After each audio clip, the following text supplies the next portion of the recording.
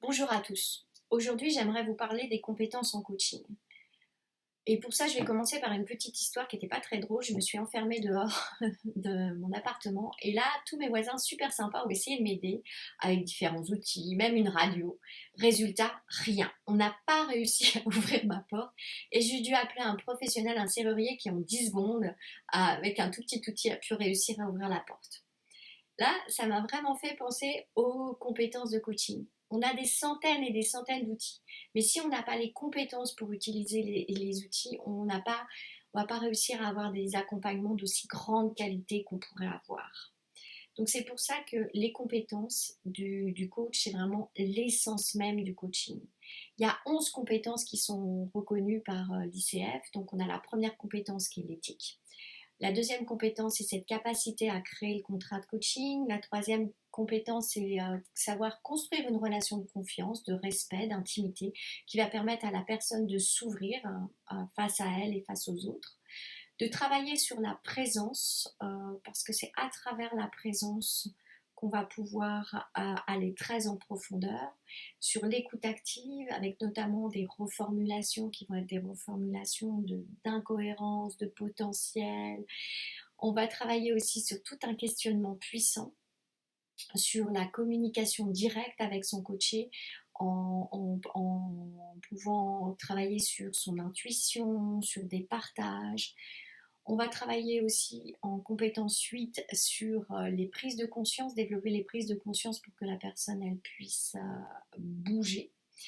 Et enfin, on va travailler sur les actions, concevoir des actions, planifier, établir des objectifs, gérer les progrès et la responsabilité du coaché. De toutes ces compétences, j'aimerais vous parler de 4 points qui me semblent essentiels. Le premier point, c'est qu'est-ce que la personne veut. Si elle ne sait même pas ce qu'elle veut, comment voulez-vous qu'elle avance? Donc le travail du coach, c'est de faire émerger ce qu'elle veut vraiment. Est-ce que vous avez compris en tant que coach ce que la personne veut? C'est-à-dire les critères de succès, à quoi est-ce que ça ressemble? Et puis surtout, quel est le sens pour elle? En quoi c'est important pour elle cette chose? Et de ça, qu'est-ce qui l'empêche d'atteindre ce qu'elle veut?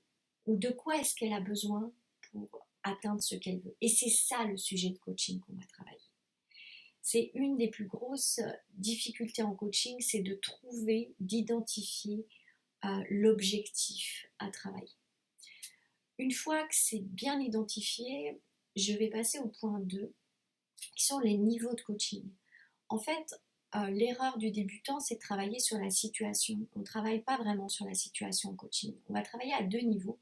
On va travailler sur la représentation de la situation par la personne et sur la compréhension de la personne d'elle-même, sa propre compréhension.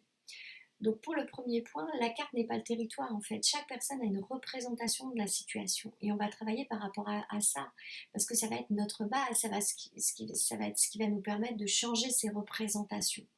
Donc c'est pour ça qu'on travaille sur son système de pensée, sur ses croyances, valeurs, besoins, comportements, émotions et qu'on va travailler sur ces changements de réalité et puis sur ces différentes perspectives pour qu'elle prenne bien conscience de sa carte du monde. Le deuxième aspect, c'est sa compréhension d'elle-même, sa compréhension sur ses comportements, sur les contextes, sur ses valeurs, sur ses émotions, sur ses croyances, sur qu'est-ce que ça signifie, qu'est-ce qu'elle apprend, qu'est-ce qu'elle comprend, qu'est-ce qu'elle a envie de faire bouger et comment est-ce qu'elle a envie de le faire bouger. Donc, le deuxième aspect en coaching, après les objectifs, c'est vraiment de travailler sur la représentation de la personne, de la situation et sa compréhension d'elle-même. Troisième point, tout le travail qu'on va faire ensemble, c'est un travail où le coach est l'expert de l'accompagnement, l'expert du questionnement, et la personne, c'est l'expert en elle-même. Ça veut dire que ça va être un partage de co-construction, on va construire ensemble. Le coach va développer ses compétences d'écoute avec des reformulations extrêmement profondes, de cohérence, parce qu'elle va comprendre ce qui se passe pour la personne, un questionnement qui va être aussi très juste, où on va aller questionner la goutte jusqu'à ce qu'on ait compris ce que la personne elle veut dire et jusqu'à ce que la personne elle-même ait aussi compris ce qu'elle voulait dire et tous les liens.